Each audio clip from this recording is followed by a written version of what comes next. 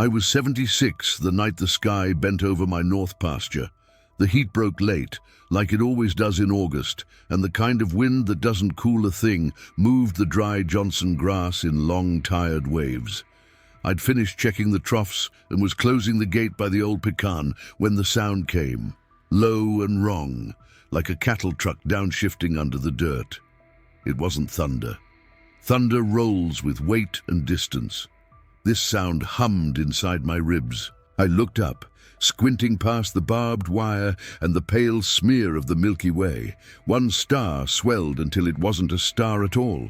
It drew a hard line through the night, white-blue with a tail like a welder's arc. And for a second, the whole pasture showed itself in stuttering daylight.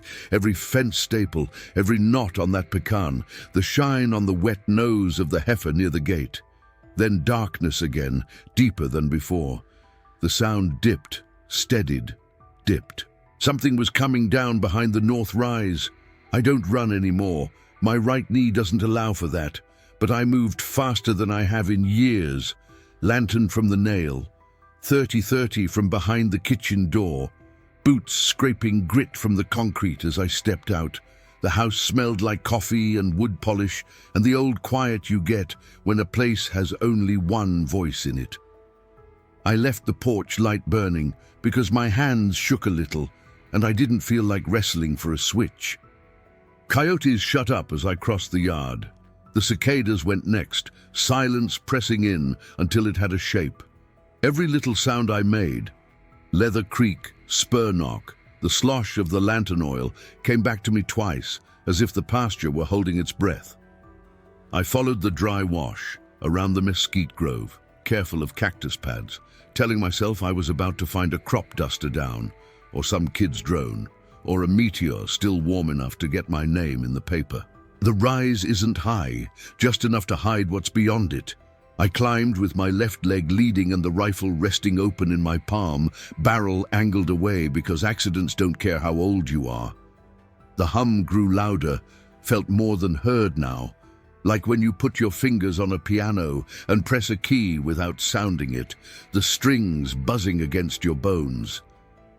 I reached the top and saw a bowl burned into the grass. The size of a stock pond, maybe bigger, with the edges curled black and the center alive with a light I don't have words for. It wasn't a beam or a fire. It looked like heat mirage poured into a puddle, rippled, shimmering blue where it should have been yellow, soft where it should have been sharp. The smell hit me next. Not smoke, not ozone, not fuel. Something clean and tin-sweet like rain on old metal. I should have turned around. That would have been the sensible thing. The trouble is, getting old doesn't kill your curiosity. It just teaches you what it costs. I eased down the slope. One step, two. The dust dry as flour under my boots. The lantern threw a small orange island ahead of me. The blue light breathed. It actually pulsed, slower than a heartbeat. That was when I noticed the tracks, not hoof, not boot. A series of shallow ovals leading away from the bright center, each one skidding a little as if whatever made them had trouble keeping balance. They headed toward the hackberry stand on the far side of the bowl. I listened and heard a sound I've heard 1,000 times at calving, a soft, wet heave, the sound of something hurt and trying not to be. Hello? My voice landed wrong in the heat. The hum dipped and rose. You need help. The rifle felt silly in my hands, a tool for the wrong kind of problem, so I cracked it open and slipped the cartridge into my shirt pocket. The lantern hissed. Sweat ran down the inside of my shirt, gathering where the collar meets the neck.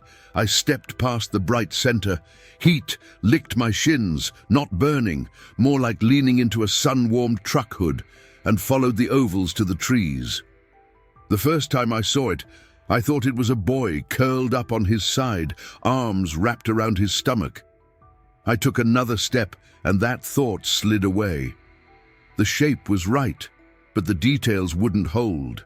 The skin had a sheen like wet clay. The head was too smooth. No hair. The shoulders trembled once, twice, and the figure drew itself smaller, as if the air had teeth. Easy, I said, and with my free hand, I lowered the rifle all the way to the dirt. "I'm not going to hurt you." My voice came out like I talked to skittish yearlings, steady, slow, with the kind of confidence you borrow from the fact that you've done hard things before and lived. The figure lifted its face. Eyes opened, large and dark and depthless, like looking down a well at midnight. Something passed between us then, not a word. More like a feeling sewn to a picture, a stretch of red desert under two suns, a wind that tasted of iron, and a loneliness so wide it made my chest ache. I've lost people. You don't make it to my age without learning the names of all the kinds of quiet. What looked back at me from those eyes wasn't fear alone. It was that other quiet, the one after the last door closes. "All right," I said, my voice softer because I couldn't help it. "All right, we're going to get you out of this cold." The night wasn't cold, not by any measure, but the word fit. I set the lantern down so the light would hold steady and took off my denim jacket. The figure flinched when I moved and then reached, not with a hand exactly, but with something that understood the shape of one. When it touched my wrist, the hum under the world rose, not in my ears but behind my eyes, and for a heartbeat, I saw my own pasture from high above, the fences making neat scars, the house a coin of light, me a small hinge in a huge dark door. I didn't run. I did what an old rancher does when a calf drops wrong in a storm. I made myself useful. I wrapped the jacket around the small, shaking body and lifted. It was lighter than it should have been, warm as a living thing, and real. As I stood, the blue light behind us thinned like breath on glass, and the bowl of scorched grass settled into being just dirt again. "Easy," I said once more, turning toward the rise, toward home. "You're safe now." I didn't believe that last part. Not yet. But I knew this much. Whatever fell into my pasture that night was mine to carry across it. And the sky, bent or not, would just have to wait. I carried him, light as a hay bale that's gone to seed, over the rise and down the wash, where the house couldn't see me and the house couldn't judge. The lantern swung at my knee, throwing our shadows long across the dust. He tightened under my jacket at every creak of leather, every distant pop from the cooling fence rail, like the night itself hurt him. I talked the way you talk to a skittish colt, with words more for rhythm than meaning. "Almost there. Little farther. You're doing fine." The barn door complained when I slid it metal on metal, and that sound felt too loud in a world that had gone quiet. Inside, the place smelled like old alfalfa and motor oil and the slow, honest rot of wood. The rafters held their heat, the floorboards kept their secrets. I laid him on a saddle blanket across two hay bales and set the lantern on the nail-spiked post where it wouldn't kick over. The jacket sagged at the sleeves, where his arms, if that's the name, didn't quite fill it. Up close, the wrongness gave way to detail. The skin wasn't grey, not exactly. It had a living pallor like the inside of a shell, with faint pearly lines that ran beneath it the way veins do under an old man's hand. The head seemed smooth until the light hit it, and the finest down showed, no darker than breath on glass. The eyes, big as river stones, blinked sideways first, then the way we do, as if choosing which world to belong to. "Water," I said, because I needed to do a human thing. I filled an enamel cup at the sink and brought it over, my hand steadying as it remembered 100 nights bottle-feeding calves. He watched the cup, then me, then the cup again. I took a sip and nodded like a fool teaching table manners. He mimicked the motion without moving and then, careful as frost, touched 2 fingers to the cup's rim. The water shivered without spilling, and a coolness nipped the air between us, like the first breath that comes ahead of a storm. "You're hurt," I said, pointing, not to be rude, but because naming a thing makes it more manageable. A slick silver wetness had crusted at his side. I went for the first aid kit. The barn gave up its little domestic noises. The click of the light chain, the moths tapping the bulb, the mutter of a far coyote who hadn't heard the memo about silence. When I came back with gauze and a bottle of iodine, he went very still, the kind of still that turns a decision over. "This is going to sting," I warned out of habit. He watched the brown flower the iodine made as it bloomed across the wound. The smell took me back to scraped knees and a boy who wasn't here to get them anymore, and I swallowed that memory whole, the way you gulp bad medicine, because the body needs it. When the gauze touched, the hum under everything rose, and a picture came into my mind so quick and clear, I nearly dropped the bottle. A hand, not mine, splayed on glass as white as snow, and beyond it, black dust falling like rain. I looked up. He was looking right inside me, not rude, just open, the way a newborn looks before the world teaches it to blink. "All right," I said softly, and set the bottle down. "We'll take turns. You show me yours, I'll show you mine. That seems fair." I sat on the milking stool and told him about the barn. It sounds foolish now, but I did. I told him which stall used to hold my best roping horse and how the knot in the fourth plank came from the time the tornado wheeled by and threw a branch through it like a javelin. I told him the rafters were pecan, because that's what we had plenty of, and that in August the swallows came back to mud their nests, and how the cats pretended not to care. While I spoke, he breathed deeper, and something in the barn loosened, as if the place had been bracing along with me and finally let its shoulders drop. Then he spoke, without a sound. The picture arrived like a coin struck clean. 2 sons, one pale as milk and one the color of an old bruise, hanging above a plain lined with black stone. The air tasted of iron filings. Figures, his figures, moved across it, light-footed, carrying rods that hummed to themselves. Behind them, a dark rim rising like a thunderhead that had learned to crawl. The feeling attached to it was simple and terrible. Run. A truck crested the county road outside and backfired, harmless as a cough, and both of us flinched. I killed the lantern, and the barn took the darkness in like a lung takes air. Moonlight laid a thin blade along the floorboards. Headlights swept past the slats, 1, 2, and kept going. I waited because waiting is a thing I've practiced, and in that quiet, the other kind of sound grew, a faint insect whine above the roof, regular as a pulse, not locusts, not bats, something that measured distance like a man counting change. "Drones," I said, and the word felt like gravel between molars. I moved without hurry because hurry spills things. I slid open the tack closet, shouldered aside bridles that remembered hands long gone, and pulled down 2 green army blankets, saved from a garage sale 15 years ago. I covered him with one and draped the other over the hay bales to change their shape. Then I fetched a feed sack and scattered a mess on the floor, oats and cracked corn, because a barn that looks too tidy at midnight raises more questions than it answers. The wine passed on. A minute later, another. I pictured the county map the way Sheriff Torres kept it pinned behind his desk. Grids and sections, fence lines and rights of way. And I imagined a new layer laid on top, the kind you can't see on paper. A net of invisible circles, overlapping and sliding, searching for a stitch out of place. He must have seen the shape that worry made in me, because the next picture he gave was small and domestic. A hand lighting a lamp, a circle of faces leaning in, steam lifting off bowls of something sweet. The feeling that came with it wasn't words. Closest I can come is home. Then another image, a slick, dark surface, the size of a coin, nestled in straw. He lifted one arm from the blanket and touched the hay.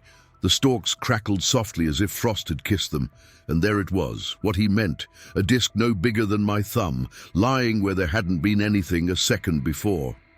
It didn't glow, it just was, like a fact. When I held it, it warmed to my skin and went weightless, a trick I didn't have time to admire. The whine returned, closer now, and a new sound joined it. The distant chop of rotors. Government doesn't always wear a suit. Sometimes it wears canvas and helmet glass, and the belief that what it's doing is necessary. I put the coin in the coffee tin where I keep loose screws and slid the tin behind the tackle box. I've never been much good at hiding, but I'm excellent at putting things where I will find them later and nobody else thinks to look. I knelt by him and checked the bandage. The silver seep had slowed. His breath came easier, a ripple rather than a shiver. "You picked a stubborn old man to fall on," I whispered.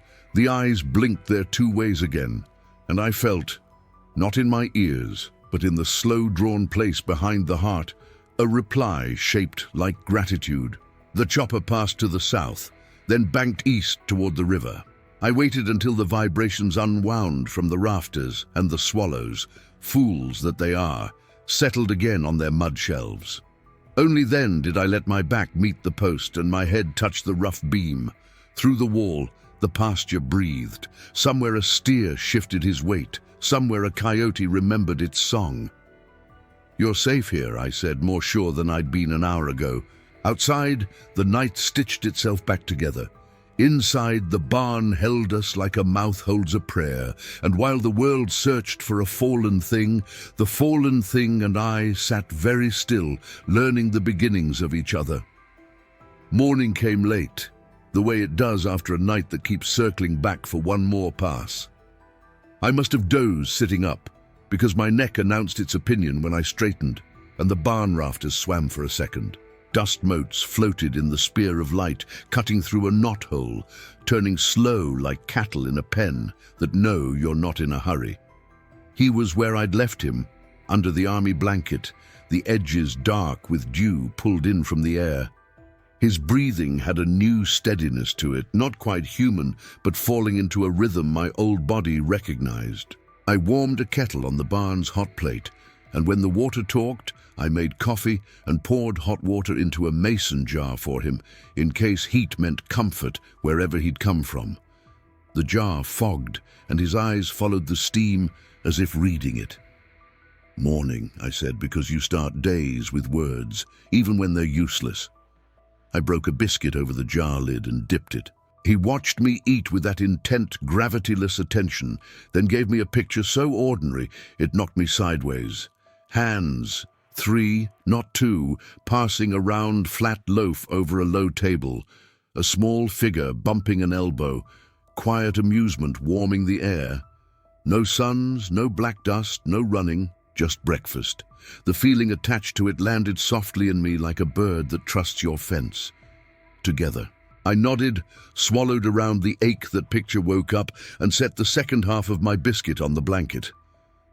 He didn't reach for it, but the biscuit shivered and softened as if dunked. And when the change reached the middle, he pressed 2 delicate fingertips into it, leaving no crumbs. The barn seemed to lean closer. "All right," I said, wiping my hands on my jeans.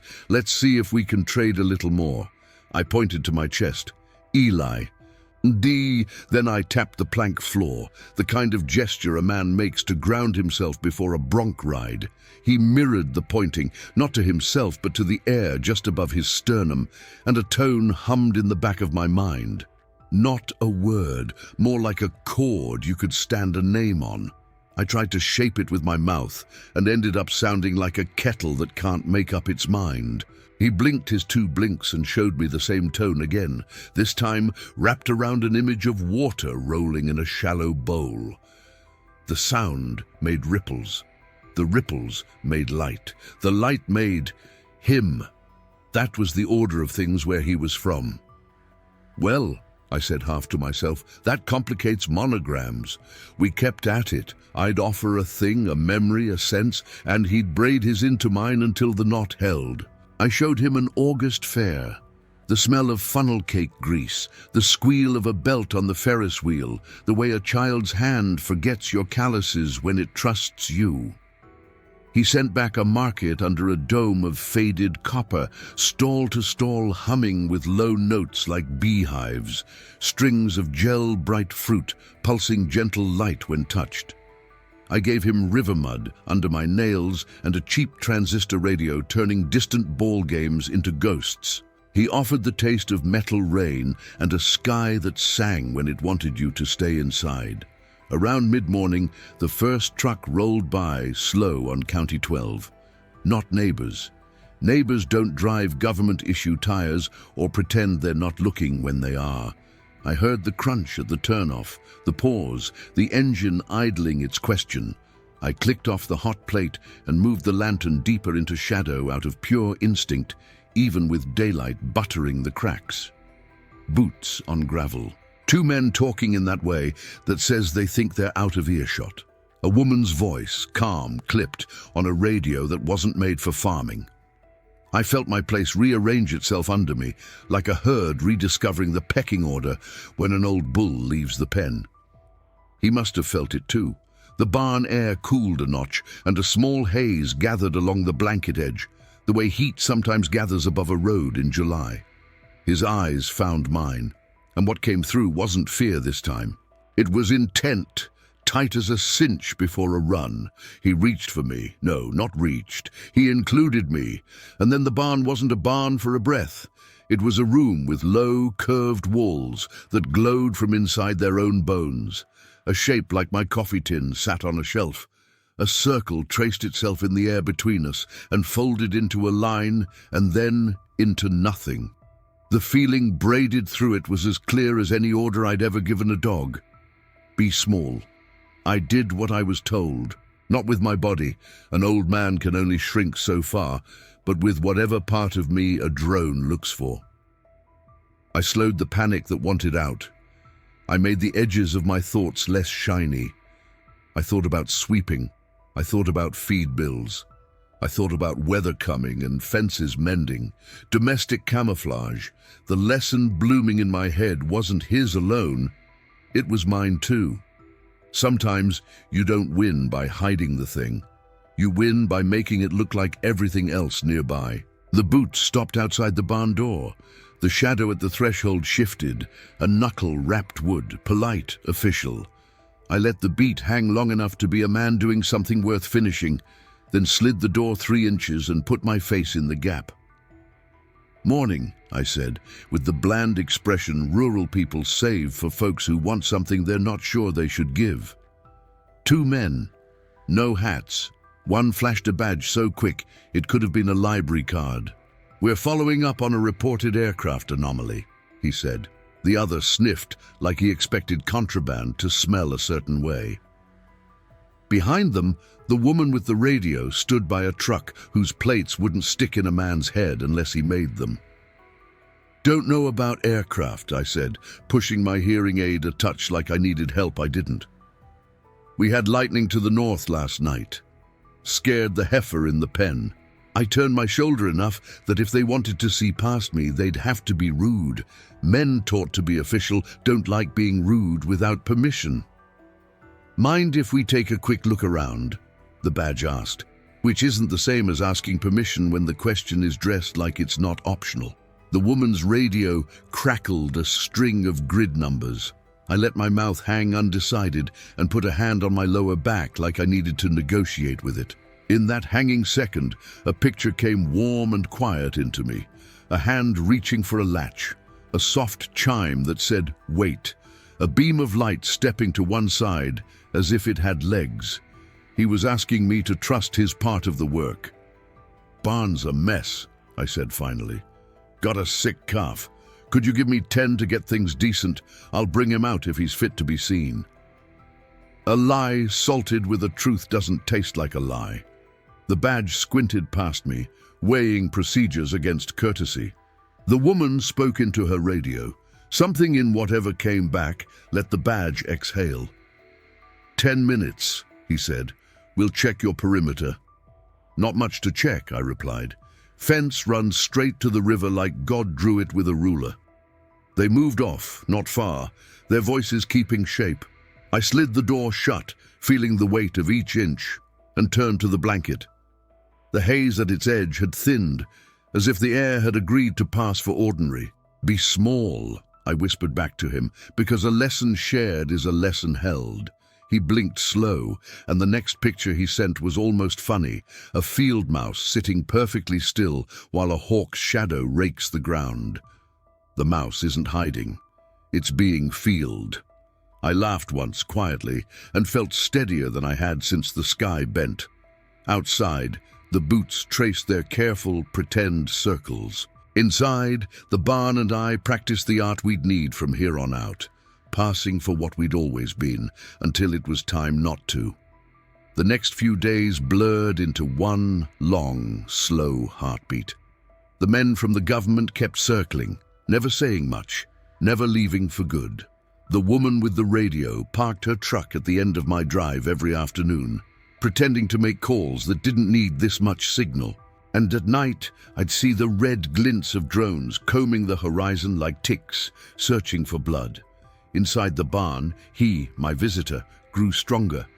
The wound I'd dressed with gauze was closing, not like a cut heals, but like ice sealing over a pond, quiet, inevitable, complete. Sometimes the bandage would lift by itself, fibers hovering for a second before settling back down. I stopped pretending I understood it. One morning before sunrise, I went out to check the cattle. The grass felt wrong under my boots, soft and alive, almost breathing. When I knelt and pulled a blade between my fingers, the dew sparkled brighter than any morning I could remember. It pulsed in time with my own pulse, and then I realized it wasn't dew, it was light. Tiny veins of it running through every stem of grass on the north side of the field. I backed up, heart knocking slow and hard. "Is this you?" I asked when I got back to the barn. He looked at me and a picture came. Me, standing on that same field, the light rising from the soil, flowing into the sky like smoke in reverse. The feeling that came with it wasn't warning or apology. It was gratitude. Thank you. He was healing, and somehow the land was healing with him. That afternoon I tried to plow the south field to keep up appearances. The tractor wouldn't start. The battery was fine, the starter fine, but when I turned the key all I heard was a low hum, the same pitch that lived in the barn walls at night. I gave up and walked the fence line. That's when I saw them again. 2 black SUVs parked on the far road, too far for me to make out faces, but close enough for me to know they were watching. By evening, the air grew heavy. The birds had vanished. Even the wind held its breath. When the first spotlight hit my barn, I thought it was lightning, until the second beam cut across the field from the opposite direction. Helicopter, low, searching. I ran, old bones or not, I ran. Inside, the barn glowed faintly blue, as if moonlight had learned to breathe. He was standing now, taller than I'd expected, framed by that same pulse that once ran through the grass. "You have to go," I said, breath ragged. But he looked calm, almost peaceful. The light around him swirled like fog catching wind. I felt a pulse in my mind, one word: wait. The door rattled as someone outside yelled for me to open up. Boots in the dirt, the metallic click of safeties coming off. "Please," I whispered. "They'll kill you." He turned toward me, and for a moment I saw everything. Fields burning under 2 suns. Ships like silver seeds breaking apart in dark skies, and faces, not alien, but full of the same tired hope I'd seen in every farmer I'd ever known. Then he raised his hand. The humming deepened. The walls of the barn rippled like the surface of a pond in wind. I fell to my knees, covering my ears. Though it wasn't sound, it was pressure, memory, truth all at once. The lights from the helicopters blinked out, one after another, swallowed by the night. Silence rushed in so fast it hurt. When I finally opened my eyes, the barn was empty. The blanket, the bandages, the footprints, all gone. Only a faint blue circle remained on the floor, humming quietly before fading to dust. Outside, the agents were shouting. Their lights flickered uselessly, radios spitting static. I stumbled out, coughing, playing the part of an old man confused by commotion. "What happened here?" the badge demanded. I stared at the sky, pretending not to understand the question. Because how do you explain to another human being that your field is alive, that the stars know your name now, that the earth beneath your boots has seen something sacred? They left before dawn. No arrests, no evidence, no explanation. Just the sound of engines fading into a world that hadn't changed enough to notice.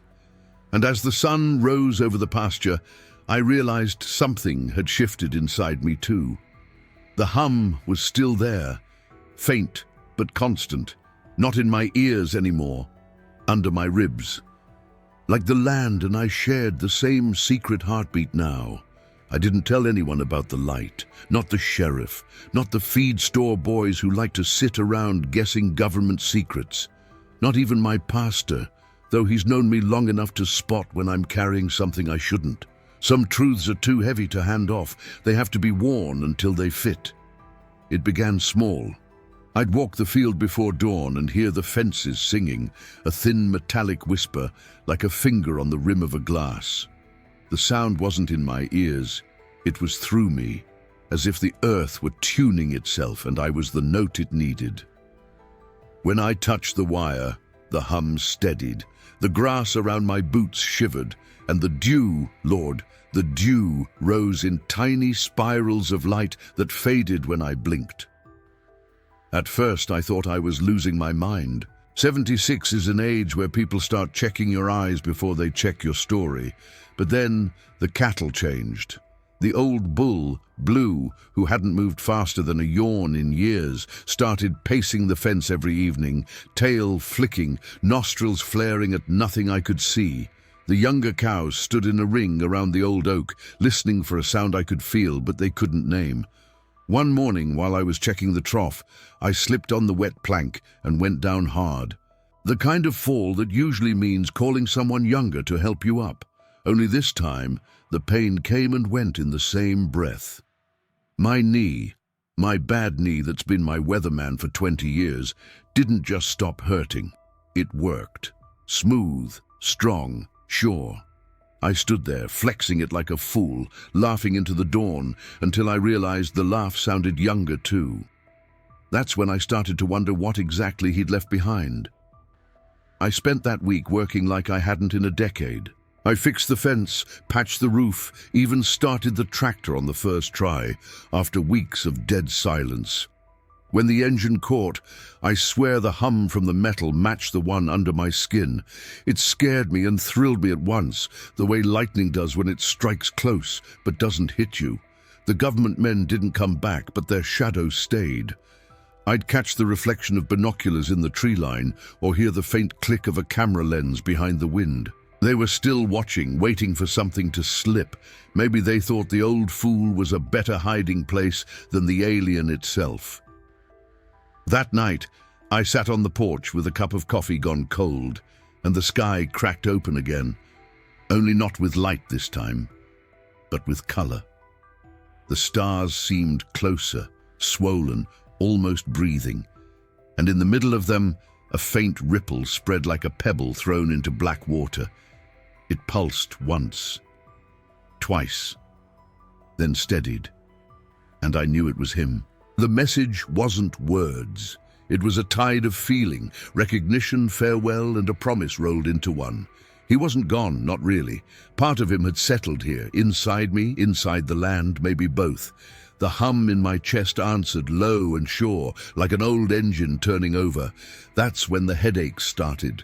Short flashes behind my eyes, followed by images not my own. Places I'd never been, valleys of glass, mountains that glowed from within, skies with more moons than I could count, and sometimes faces, hundreds of them, looking up the way we look up at planes, wishing for something they'll never touch again. Each vision left me shaking, breathless, and yet at peace. It was as if I was remembering something that never belonged to me, but needed to be remembered anyway. The next morning, the sheriff stopped by. He asked if I'd seen any more strange activity. I told him no, just the usual wind and weeds. He squinted, looked past me at the field, glowing faintly under the sun. and said it looked too healthy for drought season. "Guess the soil finally forgave me," I said. He laughed, but his eyes stayed on that shimmer too long. When he drove off, I walked to the center of the field. The light pulsed underfoot, slow and steady. I pressed my palm to the soil, and the hum grew louder, not in my ears, but in my bones. I closed my eyes, and for the briefest second, I saw myself from above, standing in a halo of gold, spreading outward like ripples on a pond. He'd left something behind, all right. Not a weapon, not a machine, a seed. And somehow, God help me, I was part of whatever it was growing now. For weeks, the hum lived quietly in me, like a second heartbeat that minded its own business. Then the ground began to change. It started at the edge of the north field, where the crash had first burned its circle into the grass. The black soil there turned soft and dark, rich as chocolate. Wildflowers that didn't belong in Texas began to sprout. Thin stems with petals the color of stormlight, silver on one side, violet on the other. They grew overnight, fast enough that I could hear them if I listened close. A dry crackle, a quiet unfurling. The cows wouldn't go near that patch. Even the flies stayed away. One morning, I dug a little to see what was happening underneath. About a foot down, the soil pulsed faintly blue. Not glowing exactly, more like breathing. The air smelled like rain and warm iron. When I reached deeper, my fingertips brushed something smooth and cool, like glass curved into the shape of an egg. It trembled once beneath my touch, and the hum inside me jumped in answer. That's when I stopped digging. I didn't know if I'd planted that thing or if he had, but I knew this much. The field had a pulse now, and it was linked to mine. That night I couldn't sleep. Every time I closed my eyes, I saw the same vision. His world dying under red light. Great towers folding like paper, oceans boiling, and people, his people, reaching up as if praying to the stars. Then the image would shift, and I'd see our sky, this same field, and the blue glow spreading like veins through the land. His voice, if that's what it was, pressed softly in my head, "Grow what we could not keep alive." The next morning, the trucks came back. 4 of them this time. 2 black SUVs and 2 flatbeds loaded with equipment I couldn't name. They parked by the fence like a silent sermon. Men stepped out in heavy vests, scanning with handheld meters that clicked and whirred. I stayed on my porch, coffee mug steady in my hand, pretending to be nothing more than an old man guarding his peace. A tall woman approached, same one from before, the one with the radio. Her badge had no agency name, just a number. "Mr. Sanders," she said, voice all polite thunder. "We'd like your cooperation. We have reason to believe there's residual radiation in your soil." "Ma'am," I said, "if there's anything glowing out there, it's because the Lord finally decided to bless my crop." She didn't laugh. Instead, she looked over my shoulder at the barn. "May we take a sample?" I hesitated too long. That told her everything. Her men started toward the field, scanning, taking pictures. When the first one stepped into the glowing patch, the hum in my chest spiked. The flowers bent away from his boots. I swear the air thickened, like the whole place was holding its breath. Then one of the devices the men carried began to whine. The lights on it flickered from green to orange to a deep, impossible blue. The man cursed and dropped it, and the ground beneath his feet moved. Not much, just enough for him to lose balance, like standing on the deck of a boat. The violet flowers shivered, and I could feel their tremor in my spine. The woman shouted for her team to pull back. They didn't argue. The machines went quiet as they retreated to the trucks. She turned back to me. "Whatever's in that soil," she said, "it's not of this earth. You understand what that means?" "I understand," I said, "that this is my land. And unless you've got a warrant signed by the good Lord himself, you'll stay on that side of the fence." We stood there, both listening to the hum no one else could hear. Then she nodded once, sharp, and slow. "We'll be back," she said. "And when we come, it won't be to ask." They left a cloud of dust and silence behind. When they were gone, I walked out to the field. The flowers had folded inward like they were sleeping. The ground pulsed faintly under my boots, steady as breath. I knelt and pressed my palm against it. "Whatever you are," I whispered, "you've got the whole world's attention now." And deep beneath the soil, something answered, soft as wind, sure as dawn, "So do you." By the time the summer heat settled in, the field had turned into something no map could name. The strange flowers spread past the north fence, climbing toward the ridge like they had a plan. They didn't choke out the grass or the weeds. They wove through them, as if teaching the land a new language. The cattle wouldn't cross that line. Neither would I, not after what I saw that morning. I woke before sunrise to a glow pouring through the cracks of the barn, brighter than any dawn I'd ever seen. When I stepped outside, the field was alive. Each blade of grass carried a faint blue line, like veins under skin, all of it pulsing to the same beat as my heart. I tried to look away, but the rhythm caught me. It was me. Every thump under my ribs echoed back from the soil. I didn't know if I was breathing the field or if the field was breathing me. Then I saw movement.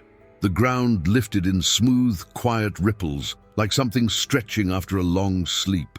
No noise, no quake, just the world remembering how to move. That's when the helicopters came. 3 of them, flying low, lights off but blades screaming against the quiet. Trucks rolled up the dirt road behind them. Dozens of men this time, suits and rifles and cameras, the kind of crowd that doesn't come to ask questions. The woman with the badge was at the front again. She looked tired, older somehow, but her eyes burned sharp. "Mr. Sanders," she shouted over the rotors, "you need to leave the area immediately." "I can't," I yelled back. "You'll kill it." "It?" she said, stepping closer. "You don't even know what it is." "I don't need to. It's alive, and it's not hurting anyone." She signaled her men forward. They carried some kind of portable emitter, metal rods, wires, generators strapped to their backs. When they reached the fence line, the flowers turned toward them as if watching. A hum filled the air, deep enough to rattle teeth. My chest answered, the same tone rising unbidden from inside me. The lead soldier crossed the fence. The moment his boot hit the glowing soil, the hum spiked. The field reacted. The flowers stood straight, their petals folding upward until every stem pointed toward the sky. The light burst through the air in a shockwave of blue. The men stumbled back, blinded. I fell to my knees, one hand clutching my chest as the hum became voice. Not words, a knowing. A flood of memory that wasn't mine. I saw him, the one who fell here, standing beneath 2 dying suns. His people gathered around machines that pulsed like hearts, planting seeds made from their own essence. Their world was burning, their oceans turning to dust. They didn't build ships to escape, they built memories to survive. Seeds of themselves, sent across galaxies to take root in any soil that would remember them kindly. And one had landed here. The voice softened, like a wind easing through tall grass. "You carried me, you grew me. Now you are part of us." The hum stopped. I opened my eyes. The government men were retreating, shouting into radios that gave nothing but static. The helicopters circled, then banked away toward the horizon. The woman stood alone at the fence, staring at the field that now shimmered like morning water. She didn't order another step forward. She just whispered something I couldn't hear and turned back to her trucks. When the engines faded, I walked into the field. The flowers parted around me, bending like wheat before the wind. In the center, where I'd once found the glass egg, the soil had cracked open into a shallow pool of light. The glow wasn't cold or hot. It was alive. I looked down and saw my own reflection, but younger, steadier, eyes bright with the same pale blue that ran through the grass. I reached out, half expecting to fall through. Instead, the light reached back. It wrapped around my hand like water, then flowed up my arm, through my chest, until everything, bone, blood, and breath, moved to the same rhythm. And for the first time in 76 years, I felt no weight at all. Then the light dimmed, the flowers bowed, and the world went still. The pool was gone, only the hum remained, steady as my heartbeat. That night I sat on the porch again. The stars shimmered in patterns I'd never noticed before, constellations rearranging themselves perhaps. And somewhere out there, far beyond the reach of any telescope, I knew they were watching. Not with eyes, with gratitude. I took a slow breath and said softly, "You're home now." The field stayed quiet for weeks after that night. No more ripples, no more glowing, just the usual hum of crickets and the slow, honest work of the wind. If not for the faint shimmer that still lived beneath the topsoil, I might have convinced myself it had all been a dream. But every dawn, when the light touched the horizon, a thin blue mist would rise from the earth, soft as breath. It wouldn't drift far, just enough to kiss the edges of the fence before melting back into the air. I came to think of it as a greeting, a reminder that what I'd carried hadn't left, not really. Then the letters began to arrive. First came one from the Department of Agriculture, polite and vague, asking permission to survey my land for environmental anomalies. Then another from something called the National Atmospheric Security Division, full of legal language about unauthorized extraterrestrial materials. The third was hand-delivered by the sheriff himself. He didn't look me in the eye when he handed it over. "Eli," he said, "they're serious this time. I think you should let them in before they decide they don't need to ask." I just nodded. "Thanks, Tom. I'll think on it." I didn't.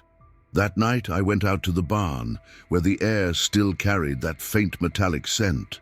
The walls were warm to the touch.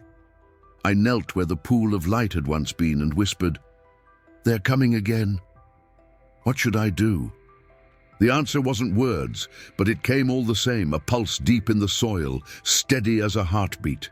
Then images, soft as dreams, a small town under starlight, people sleeping, unaware of the light passing over their roofs.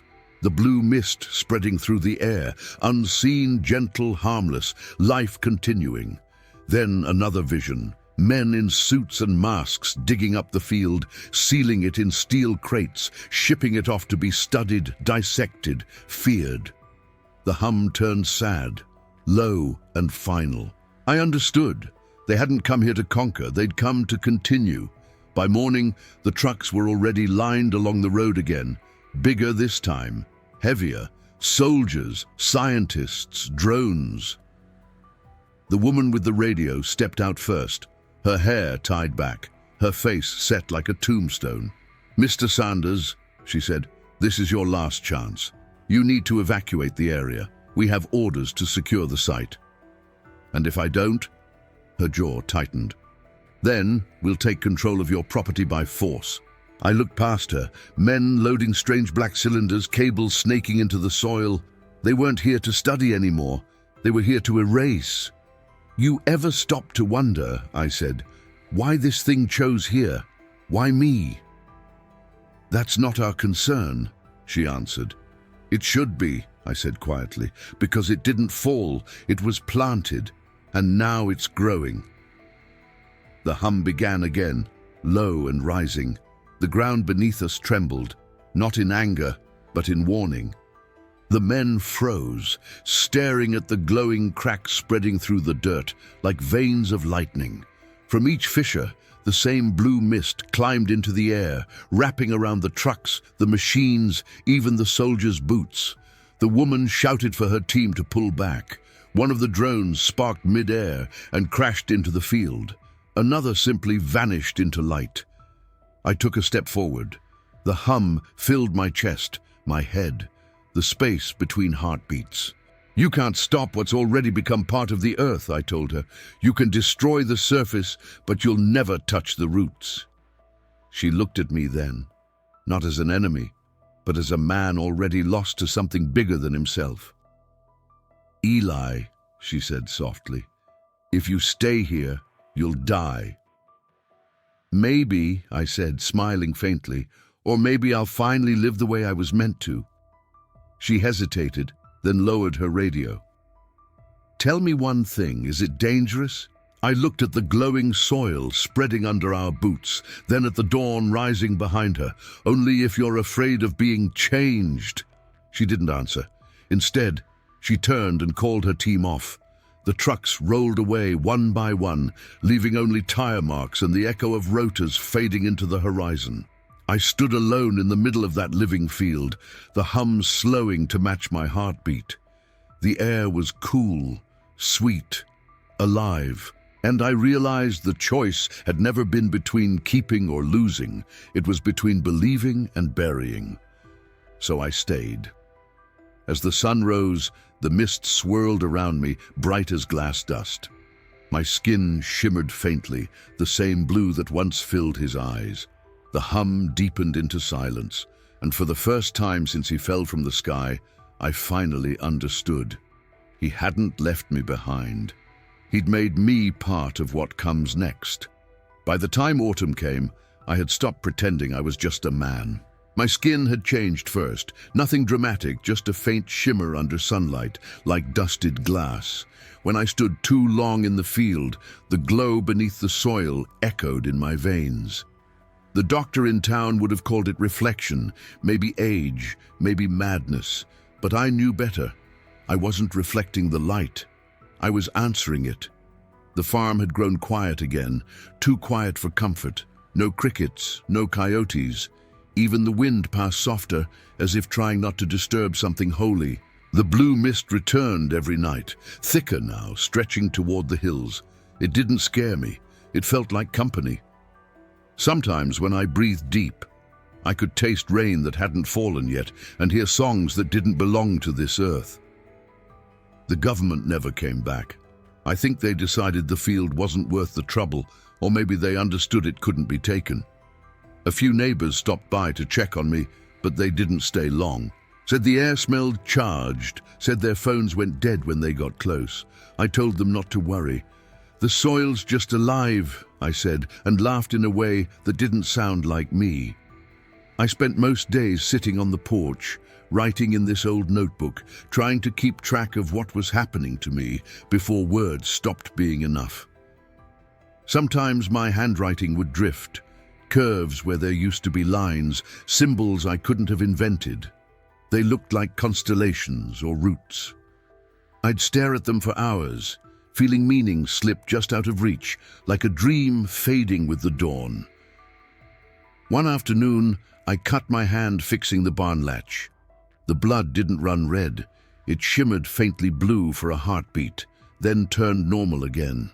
The wound sealed itself before I could grab a bandage. I should have been terrified. I wasn't. The hum in my chest was gentle, steady, like someone saying, "It's all right. We're almost done." That night, the dreams came stronger. I saw the sky filled with ships, not like ours but alive, moving as if they were breathing. I saw other seeds buried in other worlds, pulsing faintly, waiting. I saw his people, what was left of them, standing in a light that never died. And in every image, there I was too, standing among them, part of their circle, not human, not alien, just awake.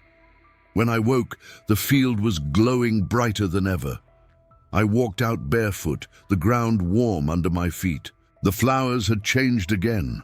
Taller, almost shoulder-high, their stems humming with quiet energy. When I brushed my hand across them, I felt the same pulse I'd felt in his heartbeat the night I carried him to the barn. A voice, faint but clear, filled the air around me. Eli Sanders, Guardian. It wasn't spoken aloud. It came from everywhere at once. Sky, soil, my own bones. The seed is complete. You are its bridge. "I don't understand," I said. "You were chosen because you stayed kind." The light spread outward from the field, spilling past the fences, reaching the dry patches of grass that hadn't grown in years. They came alive again, green as spring. Trees that had been dead since the drought unfurled new leaves in a single night. The whole land breathed, and I felt myself fading, not dying, but loosening like a knot being untied. The boundaries that said this is me and that is the world began to dissolve. I could feel the roots beneath the ground, the wind running over the plains, the rhythm of insects miles away. Every living thing sang, and I was one of the notes. I stood there for what might have been minutes or centuries, the mist rising higher around me, until I realized I could see through it, and through myself. My body was turning to light, not burning, just transforming, becoming part of what I'd protected all along. When the sun came up, I wasn't afraid anymore. I looked at the horizon, at the place where sky met land, and whispered the only thing that made sense. Tell them we're still good. The hum swelled in answer. The field shone once, just once, so bright it turned night into morning. Then everything settled. If anyone came later, they would have found nothing unusual, just an empty farm, a quiet field, and wildflowers glowing faintly under the dirt, like stars buried in the earth, waiting for someone kind enough to see them. They say the land remembers. Maybe that's true. Years have passed, 10, maybe 20, maybe more. Folks still drive by the old Sanders place, slowing down when the sun hits just right. From the road, it looks like any other abandoned farm. A leaning barn, a porch eaten by vines, a mailbox swallowed by rust. But every once in a while, when dusk settles and the wind shifts west, the field glows. Not bright, just a faint shimmer, like starlight buried an inch below the soil. They call it the breathing field. At first, nobody believed the stories. Then came the photographs, grainy shots showing blue mist curling over the grass, patterns that looked like veins or constellations. Scientists called it bioluminescence, a rare chemical reaction in the soil. Preachers said it was holy ground, proof that heaven sometimes roots itself in the dirt. And the locals, they just said, "That's Eli's light." No one ever found his body. His truck sat in the same spot for years, tires deflated, keys still in the ignition. His tools were where he left them. His coffee mug sat on the porch rail, a ring of dust marking the last sip he ever took. Inside the barn, they found a single notebook, half full, half nonsense. The words began normally enough, talk about weather, repairs, cattle feed. Then they drifted into strange shapes and symbols, curling like vines, sentences dissolving into sketches of stars and roots. On the last page, written in a trembling but steady hand, were 3 words: the seed woke.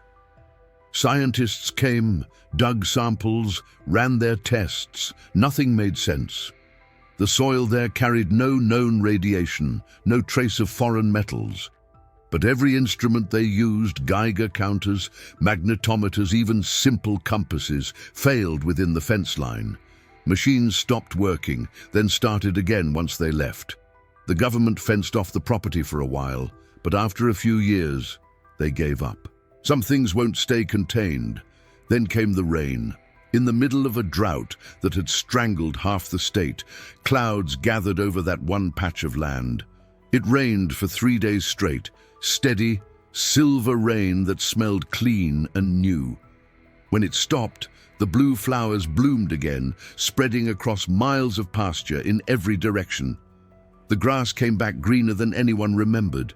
Farmers from counties away swore their soil changed too, richer, darker, alive. Reporters showed up. So did pilgrims. People left offerings on the fence posts, rosaries, photographs, handwritten prayers. Children said they could hear humming when they got close, soft and kind, like the earth was singing to them. One old woman claimed she saw a figure at sunrise, standing in the middle of the field. Said he looked young, barefoot, with eyes like morning light. She swore it was Eli, smiling the way people do when they've come home for good. The story spread. They made documentaries, sermons, arguments. The name Sanders turned into folklore, a farmer who helped a fallen star and planted a piece of heaven instead. Most folks argue about what really happened, but those who visit, those who stand on that living ground and listen long enough, they all agree on one thing: the field breathes. And sometimes, when the sky is clear and the wind still, the stars above the old Sanders place seem to shift, just slightly, as if bowing toward the earth. Maybe they remember him. Maybe they're saying thank you, because somewhere beneath that quiet Texas soil, the hum still lives, steady, warm, eternal. And if you listen close enough, you can almost hear his voice carried on the wind, soft as dawn. Tell them we're still good.